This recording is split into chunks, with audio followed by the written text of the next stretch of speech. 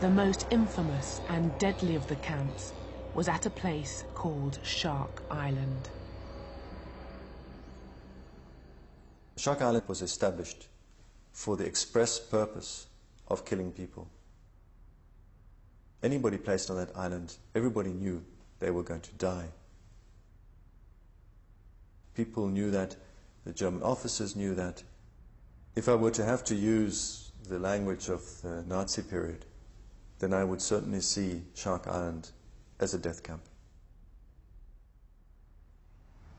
The people were band together in Shark Island from all over Namibia. Hereros, Tamaras, Bushman, Nama.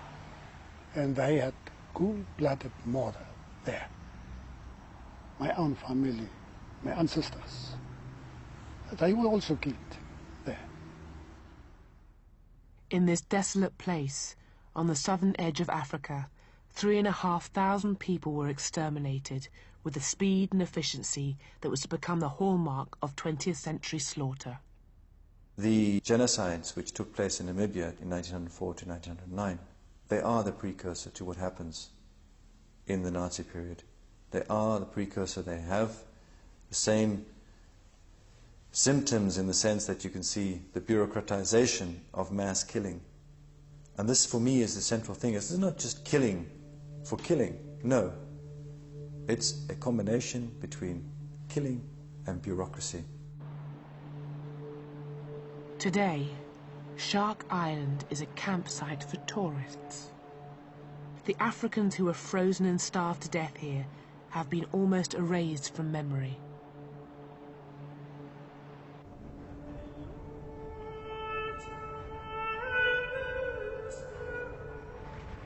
But a century after the Namibian genocide, the true horror of what happened on Shark Island is beginning to re-emerge.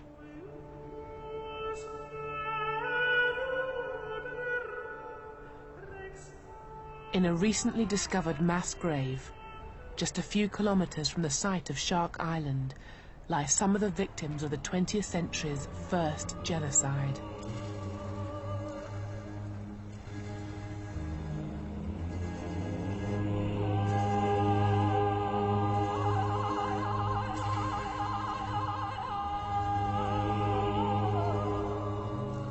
Other victims were denied even the meager dignity of a mass grave.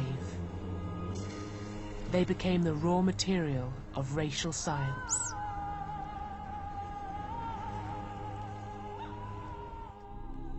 Their skulls and even severed heads were sold to museums in Europe and used to prove the inferiority of Africans. The trade in skulls was so accepted that it was even depicted on a postcard.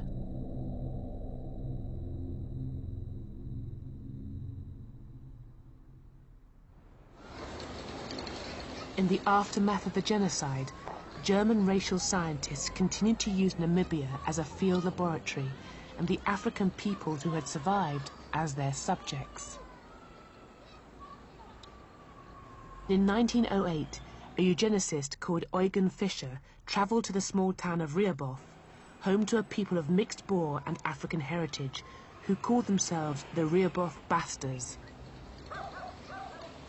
Fischer and his assistants spent months photographing, measuring, and examining the inhabitants of this town, people whose descendants still live here. The person at the bottom there is my grandfather, Malcolm McNabb, and above him is his brother, Charles McNabb. My grandfather used to talk a lot about what they did, measurements, the eyes, the nose, the lips, the ears, hair, etc. They was not aware of the nature of the experiment.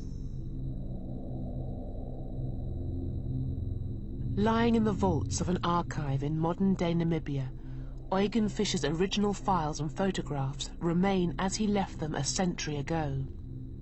They reveal his methods and also his aims. Here Eugen Fischer has lined the different pictures up next to each other to try to trace very specific facial features like the eyes or the noses. And the reason he's done this is to try to show how very specific African facial features like high cheekbones and the drawn-out eyes that represent the African genes are very prominent and become more prominent through the generations. Eugen Fischer came to Namibia to prove one basic point, and that was that racial mixing was always bad, and that the African gene is dominant over the white gene